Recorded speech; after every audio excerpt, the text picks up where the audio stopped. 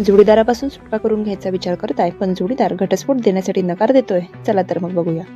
हिंदू विवाह अधिनियम 1955च्या कलम 13 नुसार पुढील कारणांच्या आधारावर तुम्ही घटस्फोट मिळवण्यासाठी पात्र ठरू शकता. लग्नानंतर जोडीदाराचे दुसऱ्या व्यक्तीसोबत विवाहबाह्य संबंध असतील तर हे देखील घटस्फोटाचे मजबूत कारण आहे. मात्र यासाठी पुरावे असणं गरजेचं आहे. जर तुमचा जोडीदार शारीरिक किंवा मानसिक छळ करत आहे तर हे सुद्धा कारण घटस्फोटासाठी ग्राह्य धरलं जातं. जर तुमच्या जोडीदाराने 2 वर्षापेक्षा जास्त काळ तुमचा परित्याग केला आहे तर या आधारावर तुम्ही घटस्फोट घेऊ शकता. जर तुमचा जोडीदार गंभीर शारीरिक किंवा मानसिक आजाराने ग्रस्त असेल, त्यामुळे वैवाहिक जीवन चालवणं अशक्य होत असेल, तर वैद्यकीय पुराव्यांच्या आधारे तुम्ही घटस्फोट मागू शकता. लग्नानंतर जोडीदाराने हिंदू धर्म सोडून दुसरा धर्म स्वीकारला तरी दुसऱ्या जोडीदाराला घटस्फोट मागण्याचा कायदेशीर हक्क मिळतो.